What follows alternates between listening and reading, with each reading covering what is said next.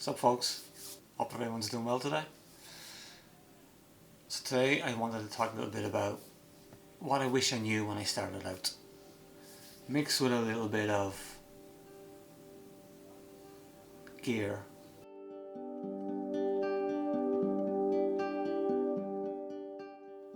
So the number one thing I wish I knew when I started out was that knowledge is more important than the camera.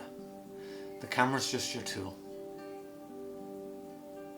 And like any other tool, you can't use it properly unless you have the full knowledge of how to use it. So, first thing anybody needs to do once they have their camera is learn the exposure triangle inside out. Understand how changing your aperture will also affect your shutter speed and vice versa. Understanding your ISO, how that plays into aperture and shutter speed. Exposure triangle is the most important thing you need to know. I've been on Facebook recently and I've seen people talk about the fact that they want to buy an R5 or a Sony A7R and stuff like that, and if you want to just go out and splash the cash on a camera that expensive, well, that's fair enough, that's up to you. But I responded to some of these questions asking people if they know what the exposure triangle is and if they understand it, and they were like, no, what's that? And it just kind of blew my mind like that. It'd be like me going out and buying a crazy expensive guitar and not knowing a thing about how to play the guitar. It wouldn't make any sense. Why would I spend so much money if I don't even know anything about playing music?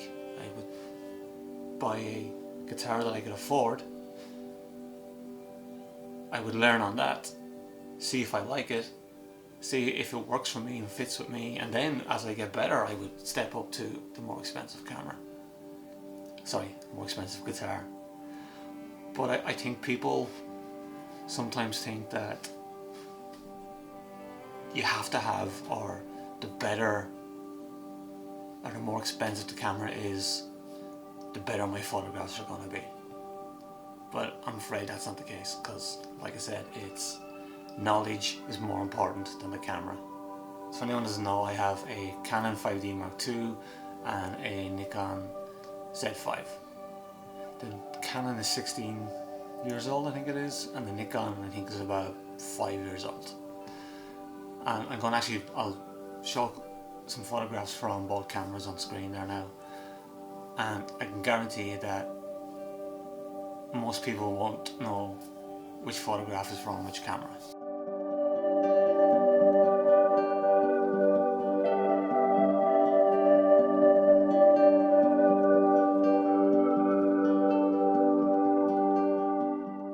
Acquire what you can afford, and you start there, learn the basics, and then progress.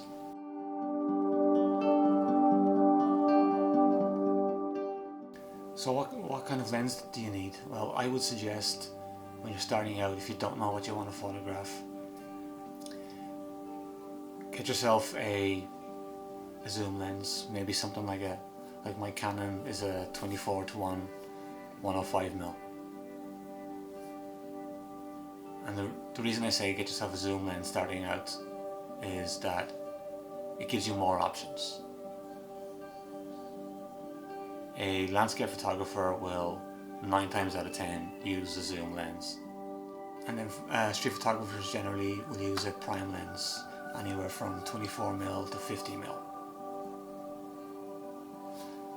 So I guess my advice to start out with a zoom lens of some sort is because you can do all those genres until you find out which one it is that you like the best or you want to shoot, and then from that point then you can decide on what lens you need.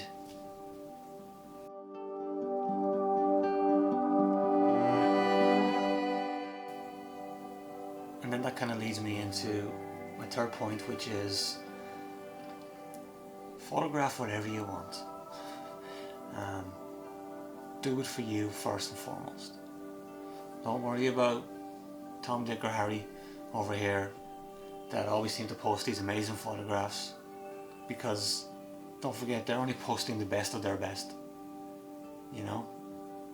You don't know what struggles they went through to get those photographs. So all you can do is concentrate on your work. Yeah, like just photograph whatever it is you want, whatever catches your eye. Whether that's colour, light and shadow, whether it's people, and like you will eventually find what it is that you're drawn to. And don't worry about other people. Just concentrate on yours. Don't ever be afraid to ask questions.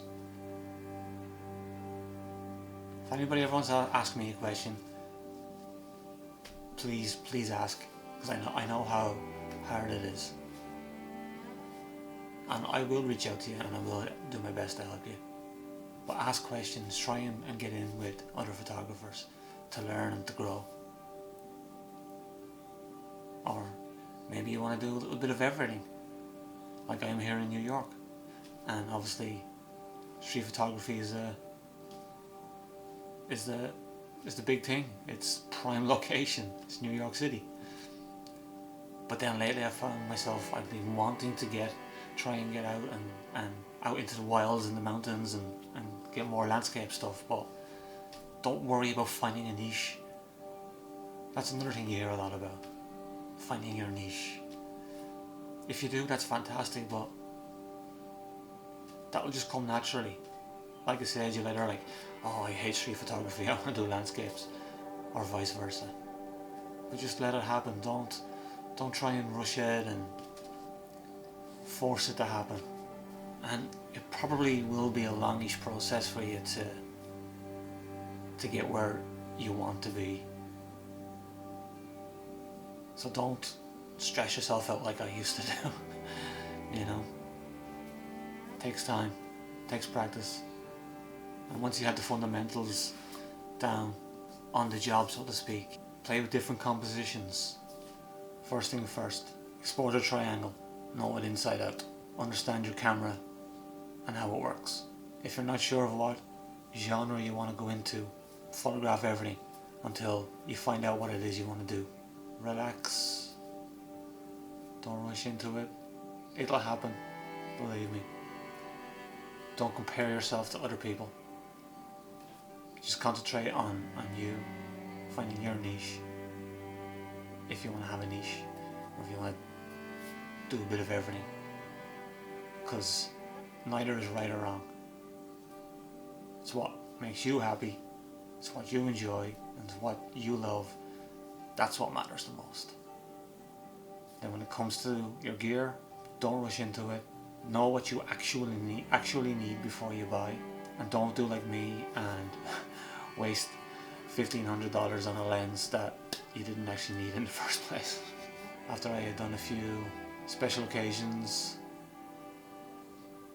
and I thought, yeah, I'm gonna get this nice big lens now, and everything's gonna take off for me, but that didn't happen. So don't fall into that pitfall. Don't get yourself into debt for photography. Work within your means. Yeah, I think that's it really.